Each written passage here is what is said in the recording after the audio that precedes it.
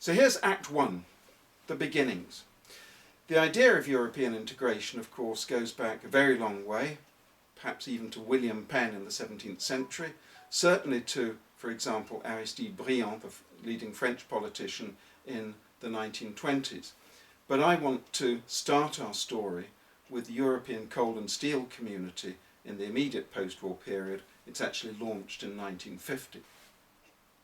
Now, in the immediate aftermath of World War II, the victorious Allies, and certainly the French, had an idea about keeping Germany down, deindustrializing Germany, making Germany a pastoralized country, in the words of the Morgenthau Plan, named after Franklin Roosevelt's Treasury Secretary. But very soon, the Allies, and particularly the British and the Americans, began to realize that economically a weak Germany was bad for Europe, and politically, in the context of the developing Cold War, a weak West Germany was bad for the West as a whole. And the French, reluctantly at first, had come to accept this idea by 1948 or so. And the French had been very, very keen to get hold of as much as they could of Germany's natural resources, in particular coal, iron ore. And suddenly they feel sort of rather undercut. And they could have become rather surly and rather resentful, but instead they, with some American encouragement, embraced the idea of not just allowing Germany to reconstruct, but to allow Germany to reconstruct within the context of a full-blown reconciliation.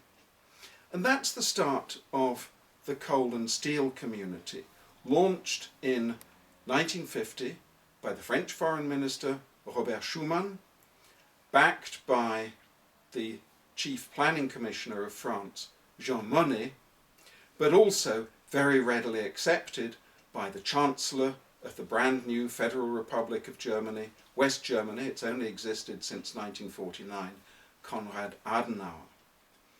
And the idea of the coal and steel community was to put in common the resources of continental Europe's, at least Western Europe's, coal and steel, so that each nation should be able to have ready access to them.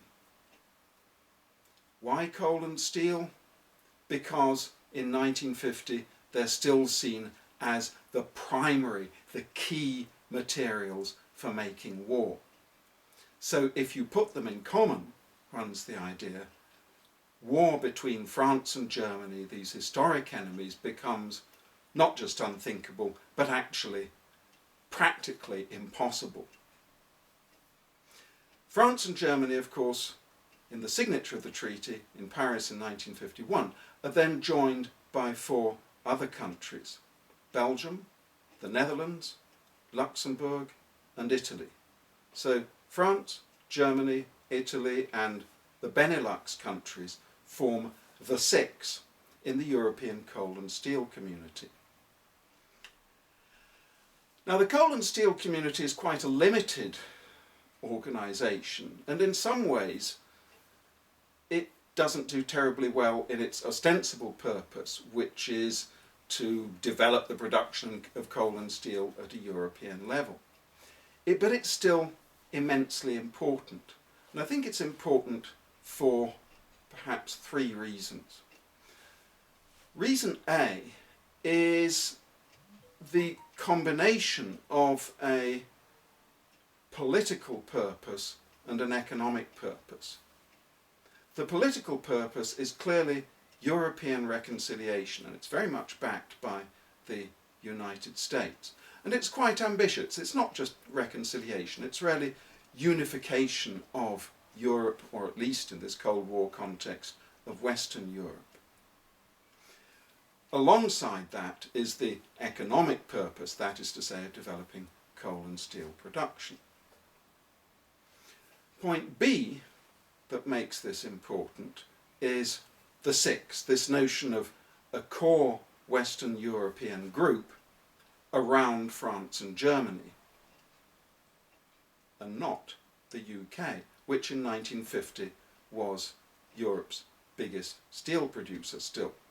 The British are invited in, but choose to stay out, and Jean Monnet, on the whole, doesn't regret that too much, because Monnet thinks that actually the European integration process at this point might get off to a better start without the British.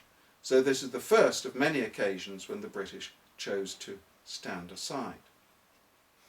Point 3, and this needs a bit more development, is to do with the institutions and the principles underlying them. The coal and steel community developed 4 institutions to manage it. These institutions struck a balance between 2 principles, known in Eurospeak as 1, supranationality, and 2, intergovernmentalism. What do they mean? Supranationality means that a European organisation has to have some institutions that stand above the constituent nations, that take initiatives on a European, not just a national basis. Intergovernmentalism means the governments of the member states going in there and defending their own national interests. And Europe has always been a balance between these 2 principles. More specifically, the institutions of the new coal and steel community are essentially 4-fold. 2 of them are very clearly supranational. One of them is called the High Authority. That is a group of commissioners, if you like, appointed by the member states, yes, but committed to acting in the European interest, not going into bat for their respective governments. And the High Authority's job is to propose initiatives to complete, to develop the coal and steel community. Second supranational institution is the Court of Justice. That is a court that's there to resolve any disputes between nations or even between individuals or companies and nations that arise out of the operation of the coal and steel community. And the Court of Justice has a binding role in the limited sphere of action of the coal and steel community. So you've got 2 supranational institutions. Then you've got one institution which is very clearly intergovernmental. It's called the Council of Ministers.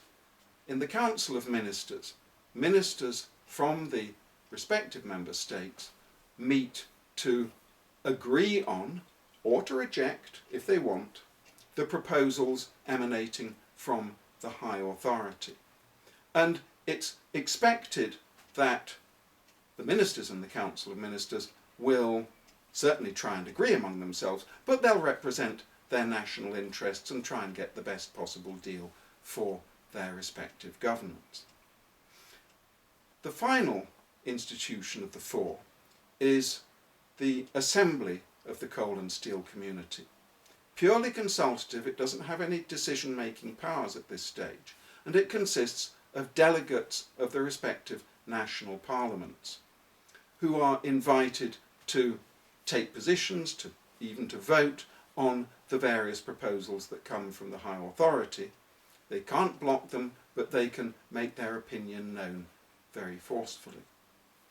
And those are the institutions as they're set up by the Treaty of Paris in 1951, and they provide a sort of template for the way the European Union is going to develop in later decades. One final word before we end this Act 1 of the process, and that is we need to make a distinction between the development of the European Union on the one hand and the Council of Europe on the other hand. These are 2 quite separate institutions, and I'm not going to talk about the Council of Europe this afternoon. The Council of Europe was set up before the Treaty of Paris and dealt on a wider European basis with cultural exchanges and later human rights. In due course, it developed the European Court of Human Rights.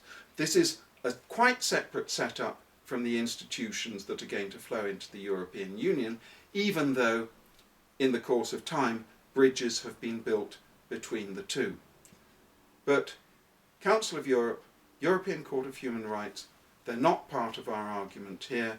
They're not part of the referendum that took place in the UK on the 23rd of June 2016.